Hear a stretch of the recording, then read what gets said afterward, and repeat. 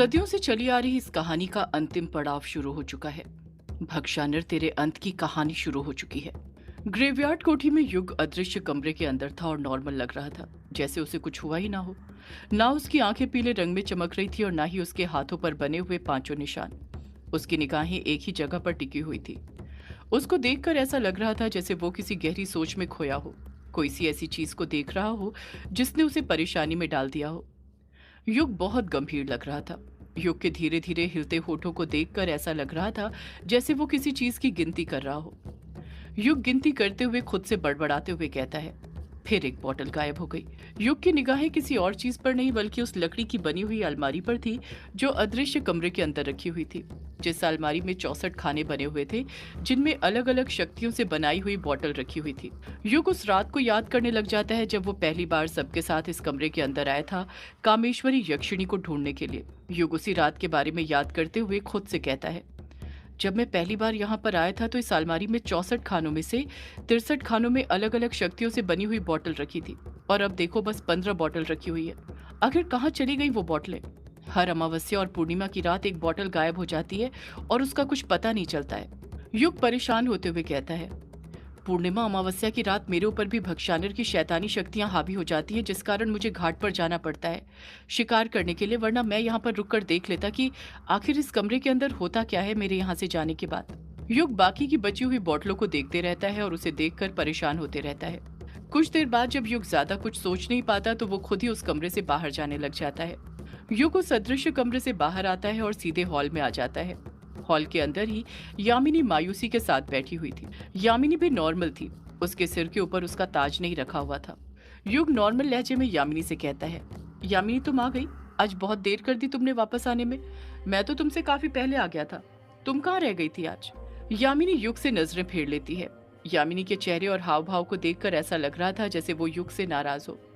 यामिनी को देखकर युग भी समझ गया था कि यामिनी उससे नाराज है, पर उसे अच्छे से पता था कि यामिनी को कैसे मनाना है। युग फिर यामिनी से बोल पड़ता है, मेरी यामिनी, मैं तुमसे कुछ पूछ रहा हूँ, क्या तुम अपने युग बाबू के सवाल का जवाब नहीं दोगी? इतना कहकर युग यामिनी के फिर चेहरे के सामने जाकर खड़ा हो जाता है। यामिनी भी फिर से युग से दूसरी तरफ अपना चेहरा कर लेती है ताकि युग उसे देख ही नहीं पाए। यामिनी के नाक पर चढ़ा हुआ गुस्सा देखकर युग समझ गया था कि यामिनी इस बार उससे कुछ ज्यादा ही नाराज है। वो इस बार उससे इतनी आसानी से नहीं मानने वाली है। युग अपना हाथ पेट पर रखते हुए नाटक के साथ फिर यामिनी से कहता है, मेरे पेट में तो बहुत चूहे कूद रहे हैं यामिनी, बहुत जोरों की भूख लगी है। चलो चलकर साथ में खाना खाते हैं। तुम्हारी बातों के बिना मेरा खाना कैसे होगा? यामिनी तीखे स्वर में युग से कहती है, क्यों? 3-3 मासूम लोगों की बलि चढ़ाकर आपका पेट नहीं भरा क्या, जो आपको अभी भी भूख लग रही है? जैसे ही यामिनी ये बात बोलती है युग के चेहरे के एक्सप्रेशन भी बदलने लग जाते हैं। उसे देखकर साफ समझ आ रहा था कि यामिनी की बात सुनकर उसे बहुत ज्यादा गुस्सा आ रहा था। उसे यामिनी के ऐसे जवाब की जरा सी भी उम्मीद नहीं थी, पर फिर भी वो जैसे तैसे अपने गुस्से पर कंट्रोल करता है और सब कुछ भूलते हुए एक प्यारी सी मुस्कान के साथ यामिनी से बोल पड़ता है, चलो यामिनी खाना खाते हैं। यामिनी तीखे स्वर में बोल पड़ती है, मुझे ऐसे शख्स के साथ खाना नहीं खाना जिसने मासूम लोगों की जान ली हो, जो अपने मतलब के लिए बेवजह लोगों को मारता हो।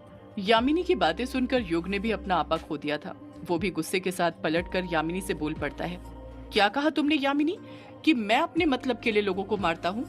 यामिनी हाँ में अपना सिर हिलाते हुए कहती है, और नहीं तो क्या युग बाबू, आप जो भी कर रहे हैं अपने मतलब के लिए तो कर रहे हैं ना?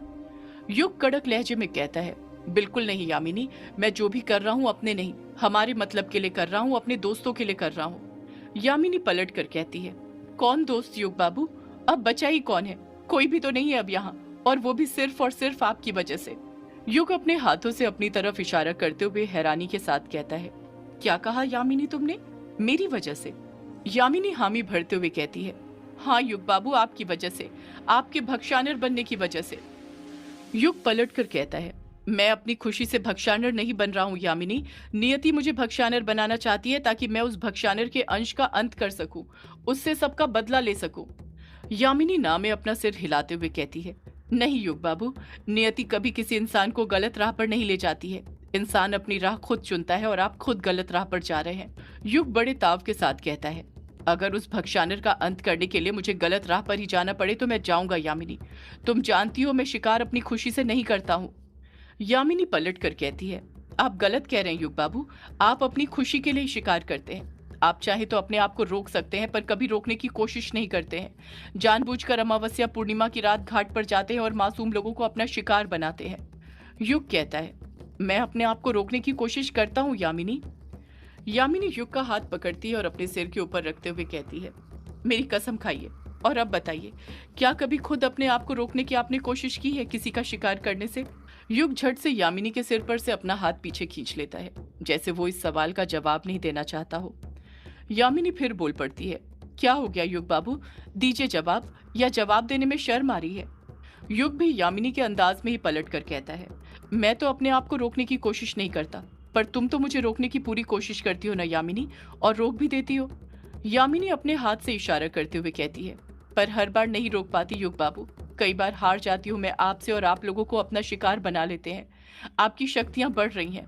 युग यामिनी को घूरते हुए कहता है, अच्छा, तो तुम्हें इस बात का बुरा नहीं लग रहा कि मैं लोगों को अपना शिकार बना रहा हूँ, बल्कि बुरा इस बात का लग रहा है कि तुम कभी कभी मुझसे हार जाती हो। धीरे धीरे मैं तुमसे ज्यादा ताकतवर बन रहा हूँ।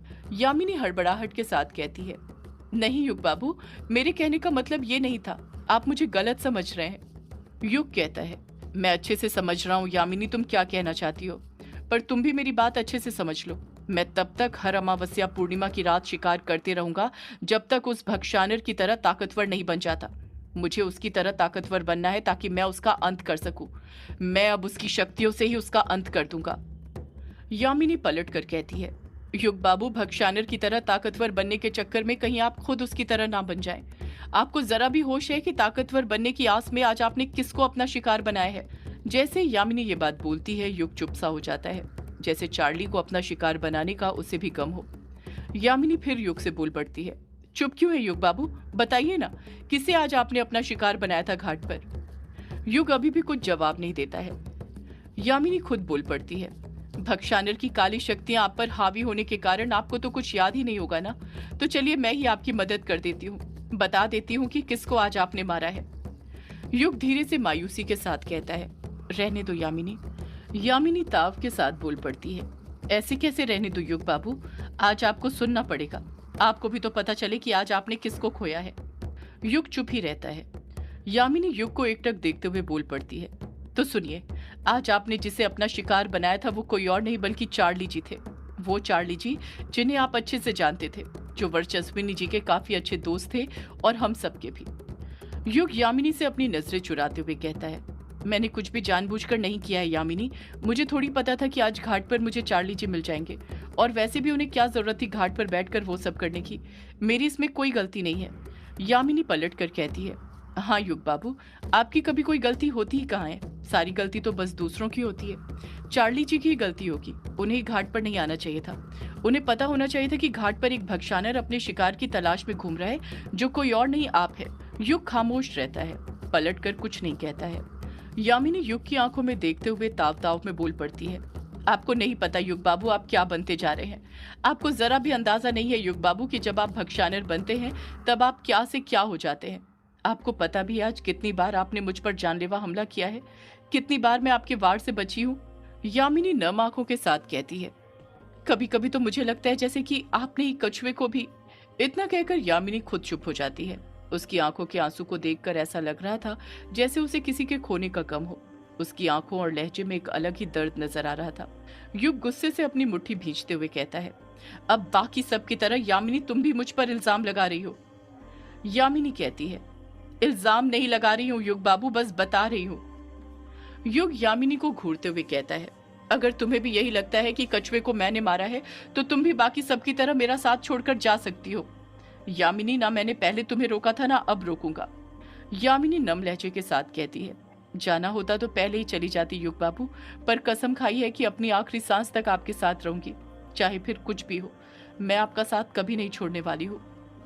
युग यामिनी को एकटक देखते हुए कहता है, अगर कसम खाई है यामिनी तो फिर मुझे मत रोको, क्योंकि मैं नहीं रुकने वाला हूँ, तब तक नहीं जब तक मैं उस भक्षानिर का अंत नहीं कर दूंगा। मुझे उससे बदला लेना है, अपने दोस्तों का बदला, और मैं उससे बदला लेकर रहूंगा, चाहे फिर बदला लेने के लिए मुझे उसकी तरह ही बुरा क्यों न बनना पड़े। इतना कहकर युग खुद वहां से चले जाता है। यामिनी भी मायूसी के साथ वहीं पर खड़ी रहती है, युग को रोकने की जरा सी भी कोशिश नहीं करती है।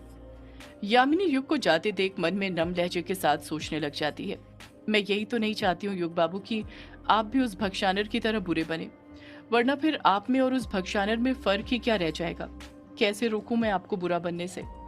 मेघालय का कैथलिक कब्रिस्तान, वो कब्रिस्तान जहां पर अतृप्त आत्माएं भटका करती हैं, जिसे आत्माओं का घर भी कहा जाता है। उसी आत्माओं के घर में कोई और नहीं बल्कि डायना भटक रही थी। डायना ने काला सूट पहनकर रखा हुआ था और वो धीरे धीरे अपने कदम आगे बढ़ाती जा रही थी।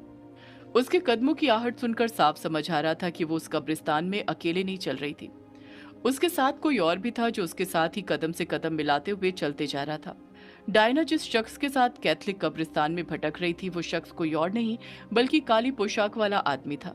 वो काली पोशाक जिसने यामिनी को मारा भी था और उसकी भक्षानर के अंश से जान भी बचाई थी। उस काली पोशाक वाले आदमी ने अभी भी अपना चेहरा ढक कर रखा हुआ था, जिस कारण उसका चेहरा नजर नहीं आ रहा था। उस काली पोशाक वाले आदमी ने अपने हाथ में वज्र पकड़ कर रखा हुआ था। स्वर्ण रंग का होने के कारण वो वज्र रात के अंधेरे में अलग ही चमक रहा था। डायना उसी काली पोशाक वाले आदमी के साथ अपने कदम आगे बढ़ाते जा रही थी। रात के अंधेरे में वो कब्रिस्तान और भी ज्यादा डरावना नजर आ रहा था। हर तरफ कब्रें बिछी हुई थीं जिनके ऊपर किसी के होने का एहसास हो रहा था। डायना और काली पोशाक वाला आदमी को देखकर ये बात साफ समझ आ रही थी कि वो किसी को तलाश कर रहे हैं। उनकी नजरें किसी को ढूंढ रही थी। सूखे हुए पत्तों को अपने पैरों से रौंदते हुए वो दोनों आगे बढ़ते जा रहे थे। वो दोनों आगे बढ़ ही रहे थे कि तभी उन्हें कब्रिस्तान के बीचों बीच एक बड़ा सा दीपक नजर आता है। वो दीपक करीब 4 फुट बड़ा था, पर वो दीपक बुझा हुआ था और उसमें कई सारी मकड़ी के जाल बने हुए थे, जैसे उसे सालों से छुआ तक नहीं गया हो। डायना उस दीपक को देखते हुए काले पोशाक वाले आदमी से कहते हैं, हम पहुंच गए उस जगह पर। काली पोशाक वाला आदमी कहता है, तो फिर अब मौत का खेल शुरू करते हैं डायना। सदियों से है पुरानी ये है यक्षिणी की कहानी। यक्षिणी एक आग है, यक्षिणी तेरा ख्वाब है।